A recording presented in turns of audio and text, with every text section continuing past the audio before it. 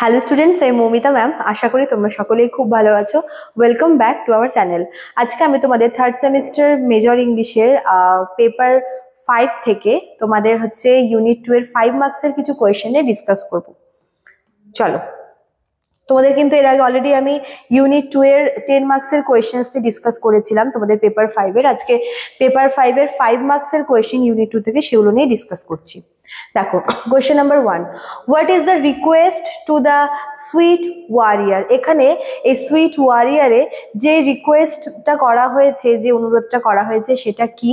Question number 2, title of the sweet warrior, হ্যাঁ, অথবা এটা এভাবে আসতে পারে, why is the warrior called sweet? ঠিক আছে।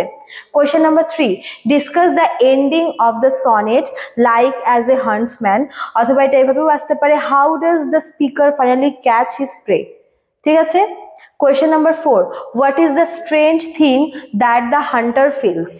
এই লাইক অ্যাজ এ হান্টসম্যানে যে অদ্ভুত দৃশ্য বা অদ্ভুত জিনিসটা দেখেছিল হান্টার, সেটা কি? Question number 5, how does the speaker immortalize his love in One Day I Wrote Her Name? One Day I Wrote Her Name বলে যে পোয়েমটা আছে, এখানে স্পিকার কিভাবে তার ভালোবাসাকে ইমর্টালাইজ করে রাখতে চেয়েছে? কোয়েশ্চেন নাম্বার 6 হচ্ছে একটা লাইন, এটা হচ্ছে শেক্সপিয়ার সনেট থেকে, ঠিক আছে। দো art more lovely and more temperate, এটা হচ্ছে সনেট নাম্বার 18 থেকে না, এটা খুব বিখ্যাত লাইন, এটার এক্সপ্লেন করতে বলা হয়েছে। কোয়েশ্চেন নাম্বার 7, ওইটাও সনেট 18 থেকে কিন্তু সেম সনেট থেকে নেওয়া হয়েছে। But thy eternal summer shall not fade, explain. Question number 8, title of the good morrow. Question number 9, where can we find two better hemisphere, explain. এটা হচ্ছে জর্ডানের পোয়েম থেকে নেওয়া হয়েছে। কোয়েশ্চেন নাম্বার 10, এটাও একটা লাইন জর্ডানের পোয়েম থেকে, লেট আস লাভ নবলি, এই লাইনটাও কিন্তু এক্সপ্লেন করতে বলা হয়েছে। ঠিক আছে। আচ্ছা, তারপর দেখো, এটা সানরাইজিং থেকে একটা লাইন আছে, বিজি ওল্ড ফুল, এই লাইনটার মাধ্যমে কি বলার চেষ্টা করা হচ্ছে? Question number 12, love all like, এটাতে একটা লাইন আছে, এই লাইনটারও এক্সপ্লেনেশন চেয়েছে এখানে। Question number 13, use the conceit in the sun rising, the sun rising এ যে কনসিট ইউজ করা হচ্ছে সেটা কি? কোয়েশ্চেন নাম্বার 14, একটা লাইন আছে, all other things to their destruction draw, এই লাইনটাকেও কিন্তু এক্সপ্লেন করতে বলেছে। আচ্ছা, question number 15, valediction forbidding mourning থেকে টাইটেলটা এখানে ডিসকাস করতে বলেছে। কোয়েশ্চেন নাম্বার 16 হচ্ছে গার্ডেন থেকে, দ্য গার্ডেন পোয়েম থেকে অ্যান্ড্রু মার্ভেলের, এখানে যে ক্লাসিক্যাল মিথের ব্যাপারটা রয়েছে বা মাইথোলজিক্যাল পোয়েম হিসেবে এটা তোমাদের জানতে চাইবে।